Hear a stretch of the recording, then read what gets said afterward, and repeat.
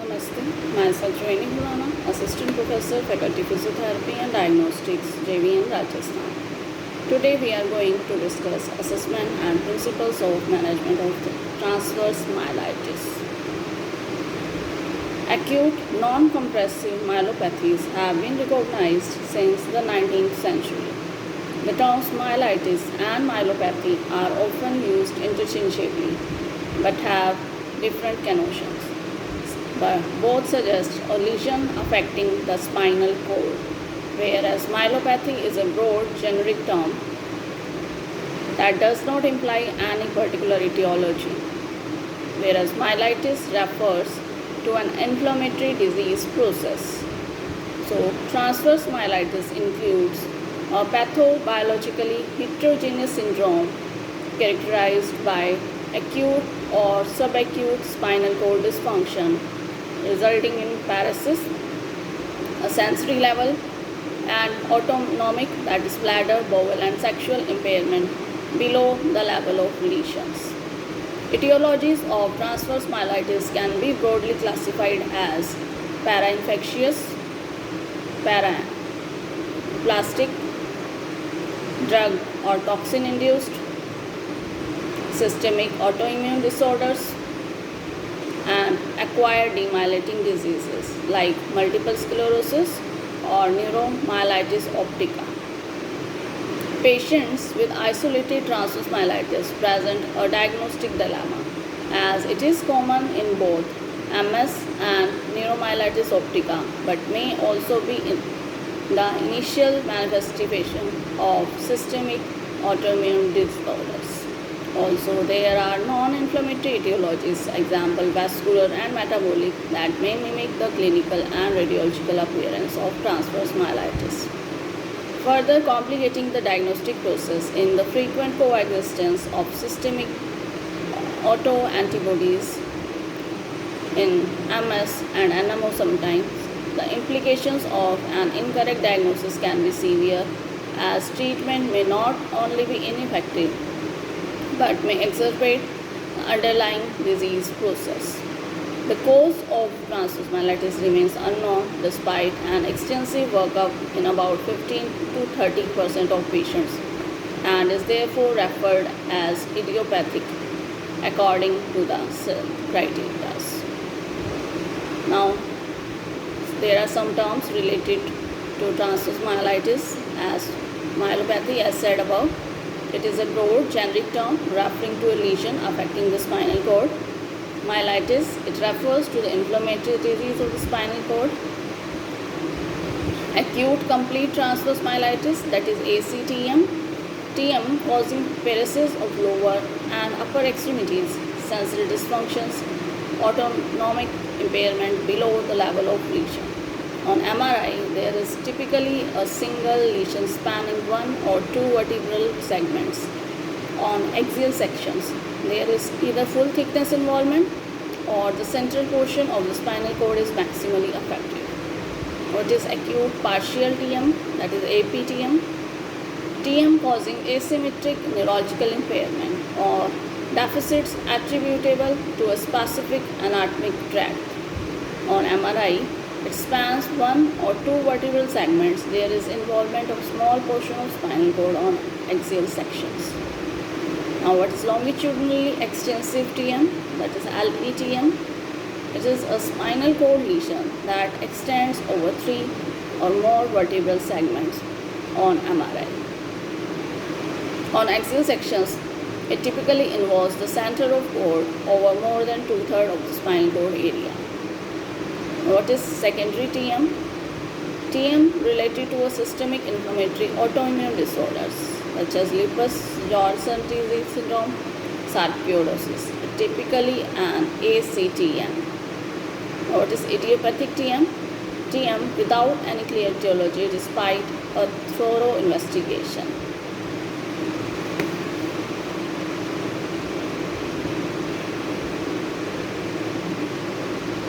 Now let's discuss a case report of TM. A 30-year-old white woman presents with 3 days of progressive paraparesis, constipation, and urinary incontinence. In addition, she reports a circumferential tightness around her abdomen, as though she was wearing a corset. But examination revealed spasticity, hyperreflexia with upgoing plantar reflexes, and muscle strength of 3 in her lower extremities. Anal tone was decreased. A T8 sensory level was detected. Spine MRI revealed a T2 fluid attenuated inversion recovery, hyperintense signal with associated contrast enhancement, and cord swelling from T2 to T7 vertebral segments. Now, what are the next steps in managing this patient? I hope you understood the case. Now, management of this patient is, it is important to consider the age and gender of the patient when evaluating myelopathic patients. Older patients more than 50 years are more likely to suffer spinal cord infarction. Female patients are at higher risk of having TM. Demographic features are otherwise not particularly useful in distinguishing the etiological causes of myelopathy. The temporal profile of the myelopathic features must be elucidated. TM typically has an acute to subacute onset, with neurological deficits reaching a nadir within a few weeks. An apoplectic onset with deficits reaching the nadir in less than 4 hours indicates a vascular event.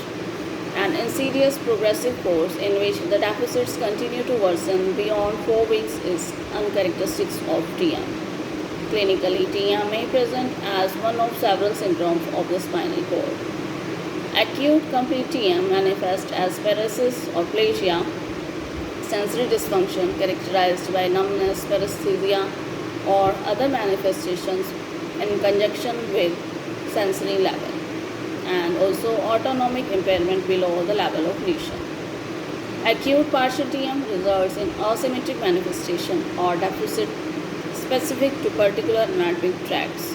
Manifestations include a hemichord, that is Brown-Sequard syndrome, central cord syndrome, or posterior column syndrome, as well as selective tract impairments. In complete transverse myelitis, all tracts are involved and characterized by paresis, sensory loss, autonomic impairment below the level of lesion. In hemichord or Brown-Sequard syndrome, tract involvement ipsilateral, corticospinal, ipsilateral dorsal column, and contralateral spinothalamic tract, and characterized by ipsilateral paralysis, impaired dorsal column sensations, and contralateral pain and temperature lows. In case of dorsal syndrome, bilateral tract involvement with the characters of dorsal bilateral loss of vibration and proprioceptory sensations, and larymetric phenomena is present. In subacute combined degeneration syndrome, involvement of bilateral column, corticospinal tract with the features of dorsal, bilateral dorsal column and dysfunction, paresis, upper motor neuron signs below the level of lesion present. In case of central cord syndrome, involvement of crossing spinothalamic fibers and corticospinal tracts with the features dissociated sensory loss, that is diminished pain and temperature with normal dorsal column function in a shawl-like pattern, and saddle sparing sensory loss with upper motor neuron weakness below the level of lesion.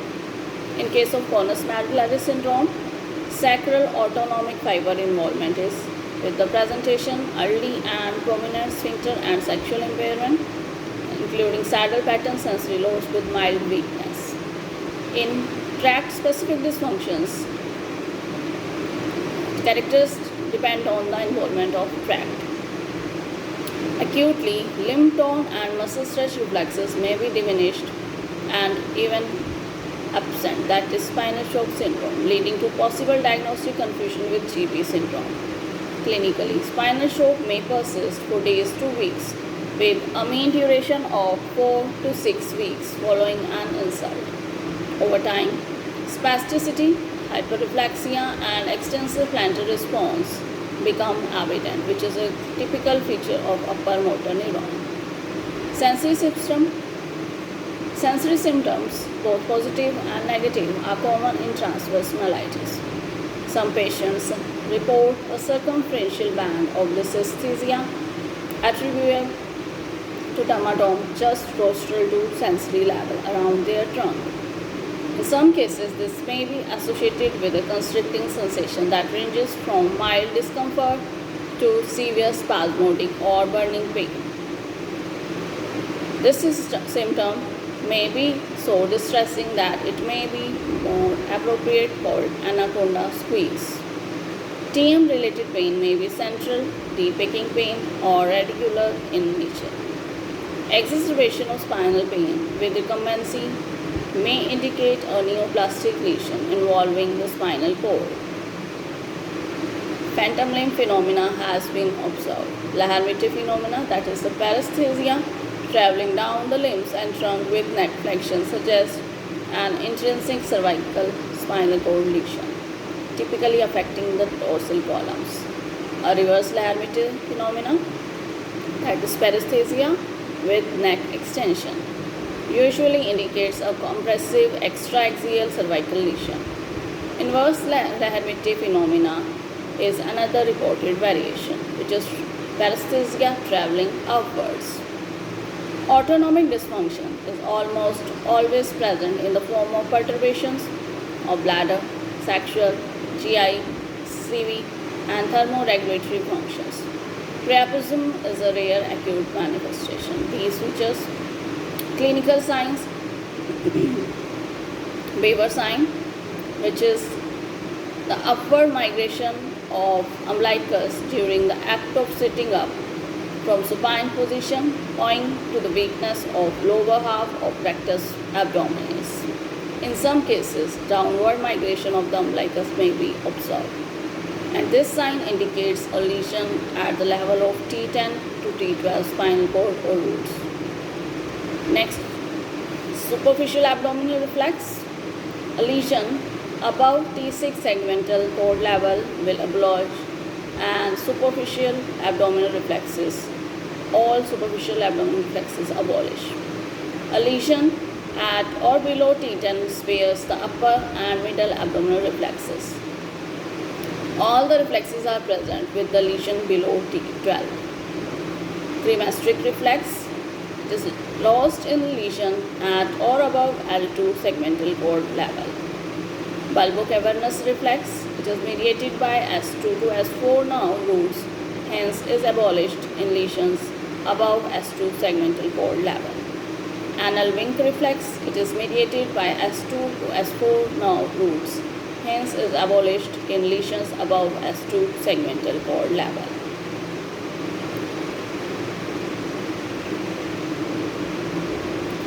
What are the red flags arguing against TM in myelopathic patients? These are apoplectic onset, insidious progressive course, older age of onset, preceding trauma, pain, or vertebral tenderness that would suggest traumatic myelopathy, vascular instrumentations and maneuvers that increases intra-abdominal pressure, prior bariatric surgical procedures, malabsorption syndromes, dietary restrictions, malnutrition, prior radiation therapy, immunocompromised states, feature of infection, paralysis with dissociated sensory loss, exacerbation of spinal pain with recumbency suggests malignancy.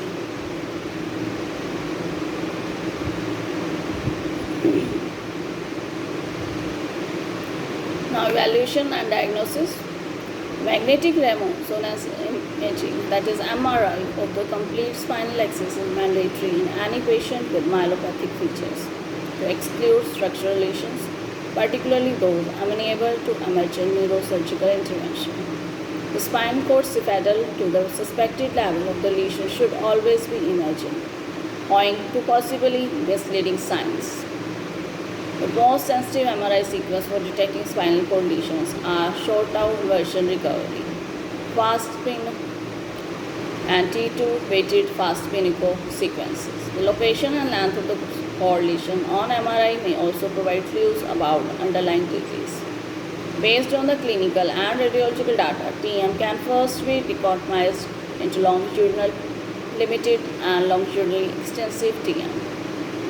Longitudinally limited TM can be further classified as ACTM or APTM. ACTM and APTM span one or two vertebral segments. ACTM causes a complete spinal cord syndrome on axial section.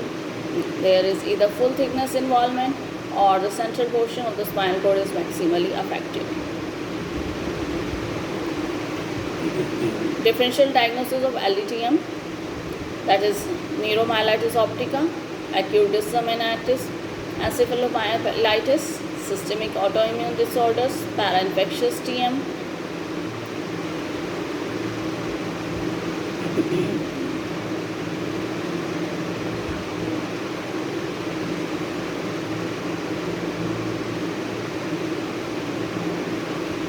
TM patients must need to obtain neuro-ophthalmic evaluation, paraneoplastic panel, infectious serologies and CSF studies, serum copper and ceruloplasmin, serum vitamin E level, CT of chest, nerve conduction studies and electromyography, and minor salivary gland biopsies.